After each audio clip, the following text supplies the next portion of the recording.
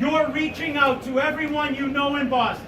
You're finding an hour or two to knock on doors for us once a week, once every 2 weeks, and the 5 weeks that are left. That's going to make the difference. So I thank you from the bottom of my heart for all that you've done to this point, and all you're going to do as we charge toward victory in September and then on to November. But at the end of this, it's really about our future in Boston. I believe our future starts with our schools, and it matters for everyone, whether they have a child or not, whether they have a child in the Boston Public Schools or not.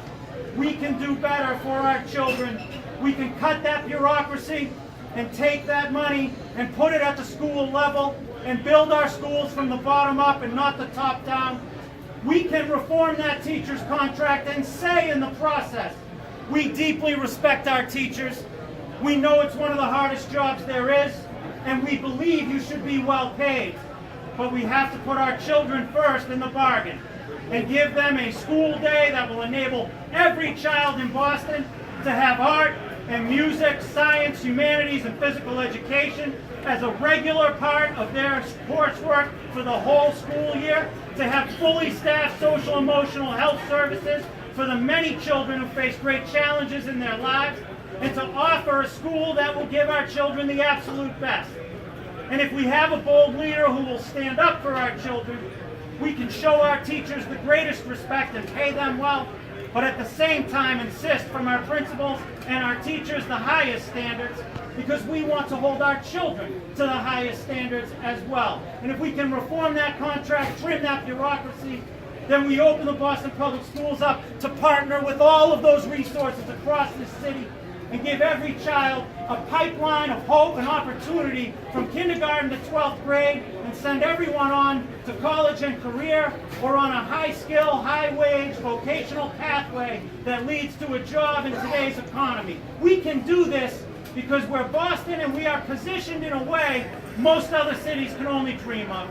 I believe that foundation connects strongly to every issue and every Bostonian there is.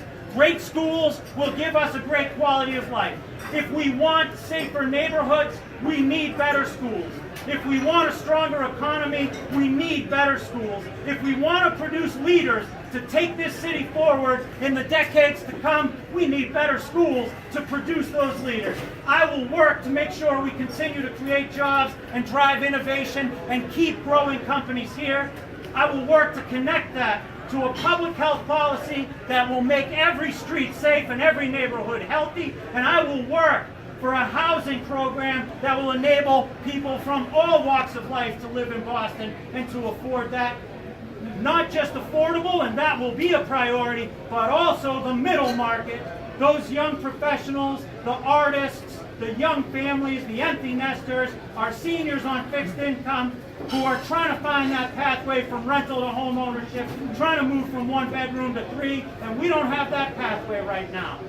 I will work on all of those issues for every Bostonian, but I will humbly submit I'm the only candidate in the race who understands that at the end of the day, it all connects back to our schools. I'm a former teacher, I'm a Boston Public School parent, I'm the chair of the Education Committee, I'm the one candidate in this race who will boldly stand up for our children and do whatever it takes to get those schools moving in the right direction and ensure that that means a bright future for every Bostonian. So I'm asking you, get out there in this last month. Let's get over that hump. I'll put my vision and my supporters up against anyone in the final, but I'm asking you to get me through to that final. We got to get out there and do this work.